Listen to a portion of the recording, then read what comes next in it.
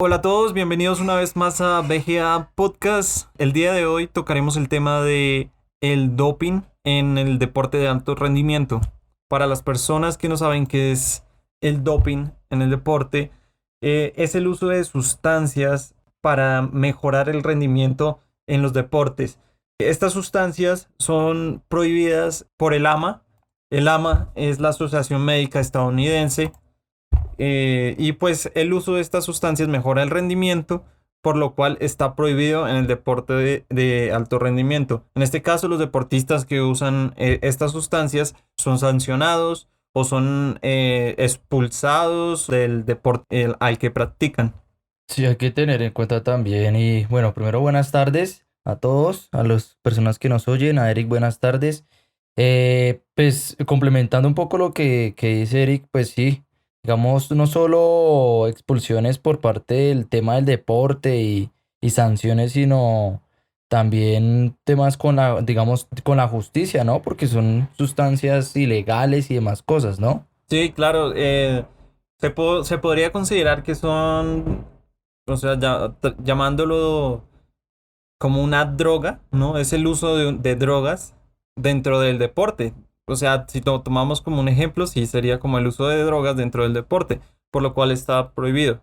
Exacto, porque incluso también a los médicos, a los fármacos y a los entrenadores que hacen, que son cómplices de eso, también pues les quitan la licencia, también tienen que ir como a un tipo, no sé, de juzgado o algo así, por el tema pues del uso de drogas ilegales.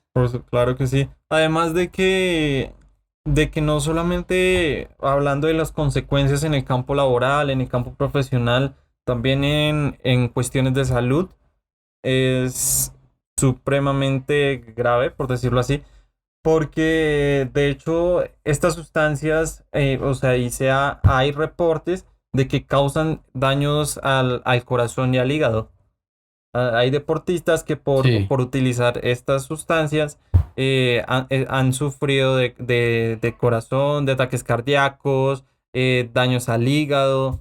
Entonces creo que no solamente es en el campo laboral ni en el campo deportivo, sino también en la salud del deportista. Entonces, por esto es tanto esa prohibición del uso de estas sustancias. Y además de que estas sustancias se ven, o sea, muy reflejadas o sea, se ven en todos los deportes, pero hay un deporte en el que se ve más el uso del doping, creo yo, que es en el tema de los fisiculturistas, porque ya usan los esteroides y bueno, en fin, otras cosas, los cuales les dan un mejor rendimiento. esteroides anabólicos, que son los que son Exacto. como sustancias sintéticas que lo que hacen es promover el crecimiento del músculo. Entonces esas sustancias lo que hacen es promover el crecimiento, agrandar el músculo. Entonces se van a ver obviamente más anchos y más acuerpados. Exacto. Sí, y eso lo que hace es mejorar en sí el rendimiento de ellos para pues el tema de usar más peso, que el músculo crezca más rápido, que su metabolismo sea mucho más rápido, por lo cual puedan consumir más proteína, bueno, y cosas así. Exacto. Y Hablando de un caso muy reciente del tema del doping, fue con el ciclista, el famoso Lance ciclista. Armstrong o cuál, porque el último caso así que se vio fue pues, la confesión de Lance Armstrong, que él dijo que pues se había dopado y él ha ganado 7 tours y pues él confesó de que que incurrió pues en el tema del doping cuando era joven y además de eso, él sufrió de cáncer y él se recuperó de eso como eso fue creo que en el 96 y pues él se recuperó del cáncer, no se sabe si de pronto el efecto secundario, contrario a lo que decíamos que perjudicaba la salud, no se sabe si eso tuvo que ver con el exterminio, por decirlo así, del cáncer que tuvo este ciclista Lance Armstrong.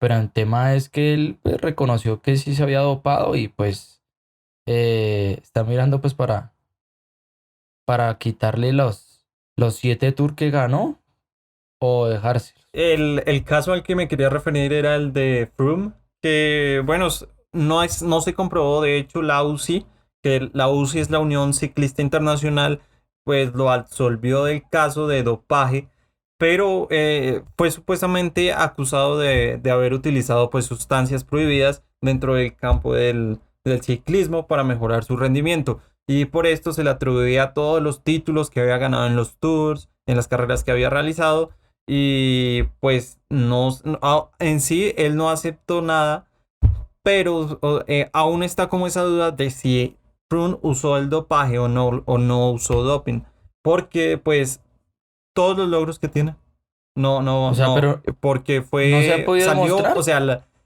en una prueba que le hicieron, en un análisis, salió positivo, pero después dijeron Sí. que no estaba positivo, que no era, que fue un malentendido, y por esto la UCI fue que lo absolvió del caso de doping y volvió a correr, volvió al ciclismo. Entonces, no tuvo que pagar la sanción que le habían impuesto, entonces creo que ya fue algo que se resolvió, ¿no? Sí, sí, pero pues igual eh, hoy en día se utilizan métodos más avanzados como para las pruebas de antidoping, ¿no? Exacto, sí. La mayoría de los deportistas usan el dopaje. Un ejemplo claro, hablando también del tema del deporte de contacto, que también se ve mucho el tema del dopaje en las artes marciales y en el boxeo. Los deportistas ya hay, o sea, se han hecho las pruebas Sí. y siempre salen, o la mayoría salen, obviamente no salen positivos, pero sí hay una cantidad que sale positivo y aún así es que lo que no, o sea, por mi parte y mi opinión personal, por lo que no estoy de acuerdo de este tema, es que con respecto a los deportes de contacto como el boxeo o las artes marciales, las pruebas y los análisis del doping llegan muy tarde, llegan muy tarde. ¿Por qué? ¿Por qué lo digo? Porque es que los deportistas dopados pelean, van y pelean y ganan la pelea y después sale que estaban dopados. Pero esto aún así perjudica el récord del boxeador o del peleador. Y aparte de eso, lo afecta psicológicamente, porque una derrota afecta psicológicamente. Entonces, el daño ya está hecho. Y la función que deben cumplir, pues en este caso la AMA, que es la Asociación Médica Estadounidense, no lo cumplen a tiempo. ¿Por qué? Porque ya el daño está hecho, ya los deportistas salieron, hicieron su combate y ya ganaron, ya le hicieron el daño al otro y al otro deportista. Entonces yo también, o sea, creo que ahí es una falta de, ¿cómo decirlo así? Bueno, digámoslo, puntualidad de entregar las pruebas, de hacer los análisis y es que también las promotoras de los deportes también fallan en el tema de hacer las pruebas para doping unos días antes de la pelea. No lo hacen una semana antes ni nada de eso, sino unos días antes. Entonces creo que ahí también tendrían que cambiar eso. O sea, digamos que hagan como un control, e incluso en los entrenamientos también lo hacen, ¿cierto? Como para, incluso si yo vi por ahí en los entrenamientos también lo usan para poder resistir más, para poder no tener tanto cansancio durante los entrenamientos y demás cosas. O sea, que el doping en los entrenamientos se usa para que él pueda mejorar físicamente o en teoría pues sin el uso de drogas. O sea, usan como tal el doping o las drogas en el entrenamiento para poder exigirse más. Cosa que a comparación de las personas que no se dopan y entrenan, pues obviamente no van a resistir igual y no van a estar entrenando de la misma manera. O sea que cuando el deportista que se dopó entrenando, cuando vaya a competir, obviamente puede que no se haya dopado para la competencia, pero por ende, como lo hizo en el entrenamiento, va a resistir mucho más que la persona que no se dopó entrenando y pues que también va a estar en la misma competencia que el otro. Entonces yo digo que de pronto deberían de las organizaciones de los diferentes deportes hacer como un control de los deportistas cuando entrenan también, porque ahí es donde también se puede evidenciar eso, no cuando como dice usted, Eric, que están en la competencia y después ahí sí miran si está dopado o no. Y miran son unos días antes. No miran como, no hacen como un proceso, un seguimiento para saber si esa persona pues de verdad se está dopando o no, sino lo hacen ya a lo último. Que cosa es una irresponsabilidad de las organizaciones. Exacto. Aquí yo quiero hablar ahora acerca de la marihuana del deporte. ¿Usted cree que la marihuana es, hace parte del doping para un deportista? La verdad no creo que haga parte del doping como tal porque no se considera como una droga para mejorar, eh, como para mejorar físicamente o mentalmente pues al deportista. No tiene ningún tipo de efecto. O sea, no tiene un efecto anabólico, ni andrógeno, ni de toda esa índole, sino simplemente pues es una sustancia que pues como todos sabemos, que como que él está como en su viaje y demás cosas, y es lo único, y se usa pues como remedio medicinal, es como una mata medicinal, pero como una droga para efectos, digamos, como lo que hace la cafeína, lo que hace las anfetaminas, las hormonas de crecimiento y esas cosas, pues no, la marihuana no cabría en ese concepto. Pues hay una cosa que tiene la marihuana, que es que inhibe el dolor. La marihuana no deja que la persona sienta tanto dolor. Eso es a lo que yo me quiero referir. Es decir, que si el uso de la marihuana va a bajar los niveles de dolor de la persona que lo haya consumido. Por eso a esto es a lo que yo voy sobre si se consideraría como doping. En los deportes de contacto, sí, se usaría más o menos esa droga, pues por el tema del dolor, sí. Hay deportistas, exacto, hay deportistas del deporte de contacto que usan la marihuana para bajar los niveles de dolor. Mm. Entonces, aquí es a lo que yo voy. ¿Se consideraría entonces como doping? Pues en cuestión personal yo creería que sí, porque está haciendo algo, está teniendo efecto en el cuerpo. Sí, obvio. Igualmente sabemos que la rivalidad hace que los deportistas pues usen estos medios tanto lícitos o no ilícitos para obtener cierta ventaja, que no necesariamente es que tengo que tener más resistencia, más fuerza, más músculo, sino, digamos, la marihuana que usted dice que es un dato que yo no sabía, que evita el dolor. Entonces, en los deportes de contacto, entonces, pero es una droga que es fácil de detectar, ¿no? Pues es que creo que no, creo que es una droga que es muy difícil de detectar, porque pues, ¿cómo se detecta cuando estás eh, bajo la sustancia, ¿no? Creo que pues aparte de la personalidad y cómo actúas, creo que en la sangre no deja nada, si no estoy mal. Creo que en la sangre no deja rastro, por lo tanto, una muestra de laboratorio no va a detectar si estás usando marihuana o no. Mm, ok, ok, ok. Hay un caso también ya digamos cuando dije de medios lícitos y medios no lícitos. El caso de Lionel Messi, pues la historia de él que él pues, sufría o sea, él no subía de estatura, ¿no? Era muy bajito para los niños de la edad que él tenía. Y a él le formularon una hormona de crecimiento, pero, o sea, ahí digamos ya la cosa es distinta, porque pues ahí ya está, digamos, controlada la cosa, ya hay un proceso, ya hay algo legal en donde el Barcelona había pues firmado con él que le iba a dar como las hormonas de crecimiento pues para que pudiera crecer y no estar tan bajito para la edad que él tenía, ya que pues él es un monstruo para el fútbol y pues en ese entonces, o sea, desde ahí, esa hormona de crecimiento lo usan los deportistas pero ilegalmente.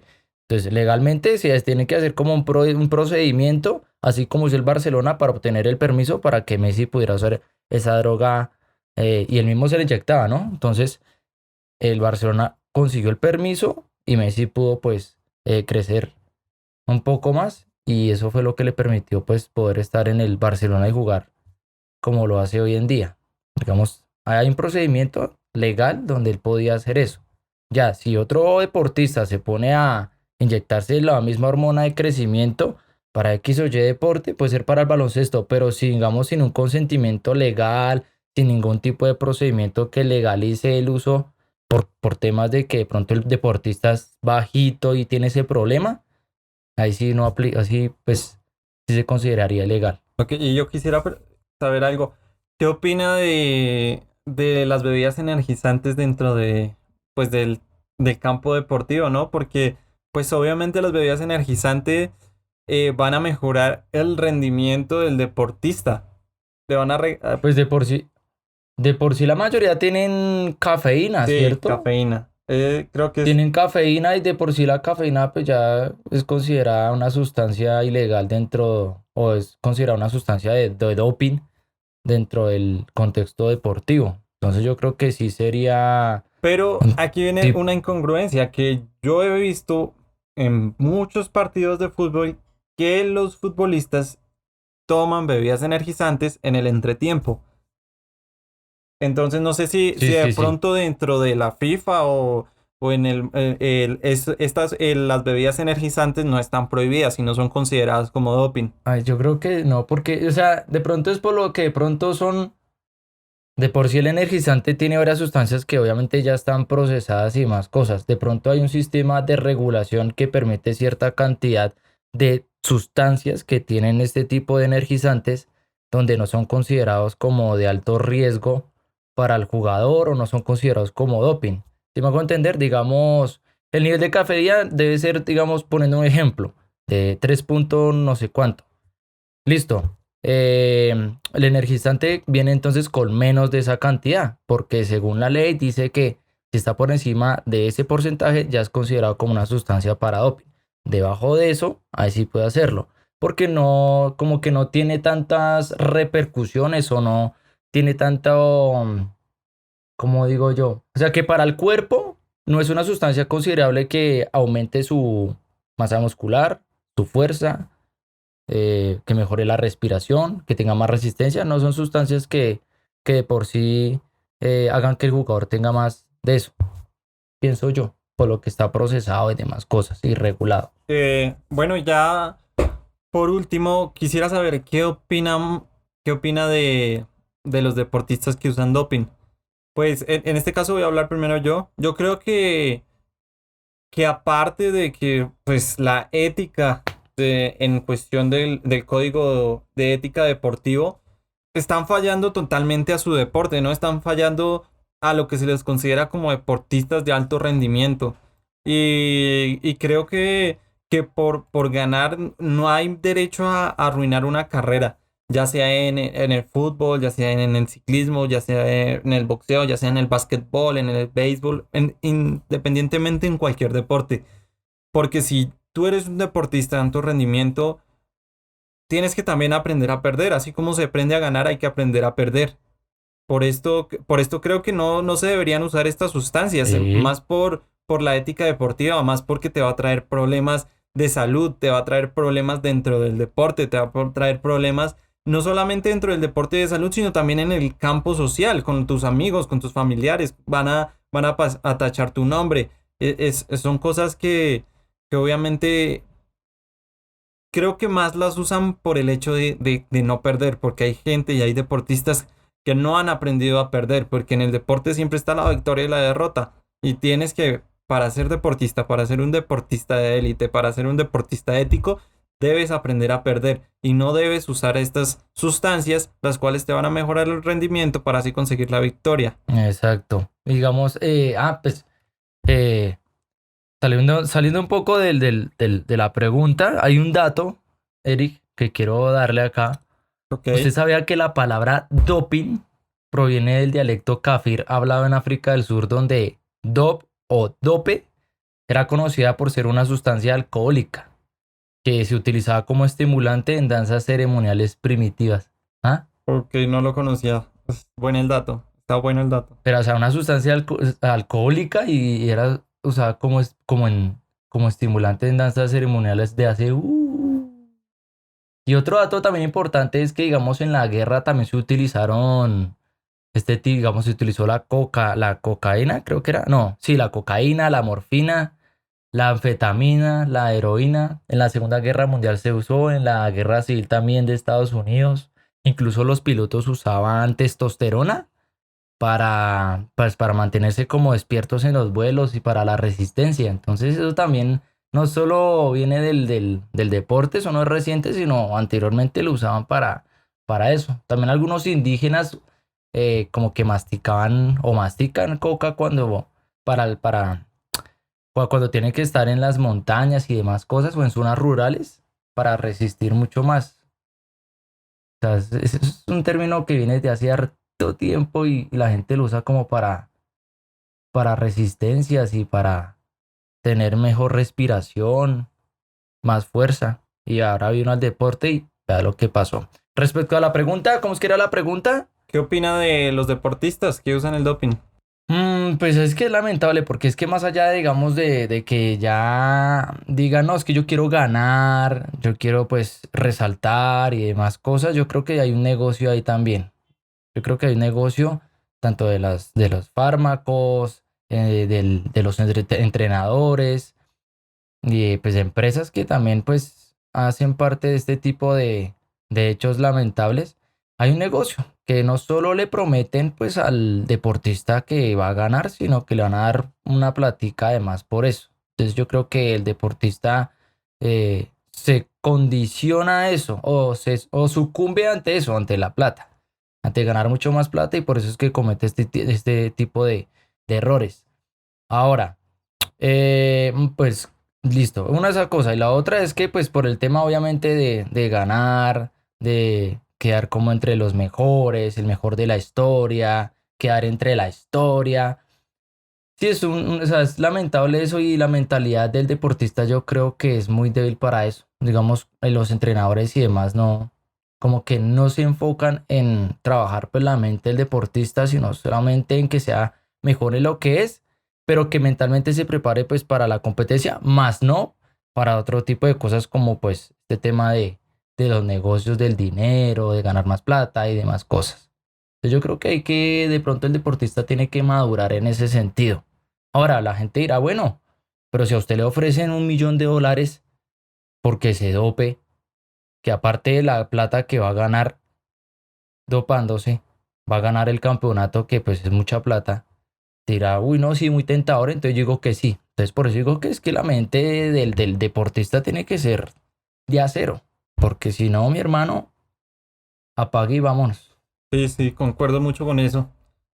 Bueno, para las personas que no saben cuáles son los tipos de dopaje que hay, se divide por categorías que están los esteroides anabolizantes, los blanqueantes beta-adrenérgicos, los analgésicos narcóticos y ya, solamente son esos tres. Pues lastimosamente el uso de estas sustancias obviamente pues trae sus consecuencias, pues para los deportistas que detectan que usaron doping pues se les prohíbe el participar en, pues, en las competencias, en los espacios que participan. En algunos casos, pero ya muy aislados, pues obviamente son definitivamente, pues les prohíben el ingreso al deporte. En la mayoría de los casos se les da una sanción y pues los retiran por 4 años de inactividad. Y bueno, este fue el podcast de hoy. Espero les haya gustado. Ya saben que pues pueden dejar los comentarios si quieren retroalimentar. Y espero que les guste. Y nada, muchas gracias por estar acá. Bien, sí, Eric. Bueno, yo también agradecerle a la gente que pues está pendiente, a la gente pues que le interesa sobre el tema del doping, que pues también nos puedan ilustrar, nos puedan comentar sobre algunas cosillas que se nos han pasado por encima, ya que pues es poco tiempo. Y nada, pues se pasó un buen rato, o sea, se charló muy chévere, es un tema bastante interesante que hay que resaltar. Y nada, agradecerles a ustedes y pues nos veríamos entonces el miércoles. Vale, muchas gracias. Gracias por estar acá en VGA Podcast.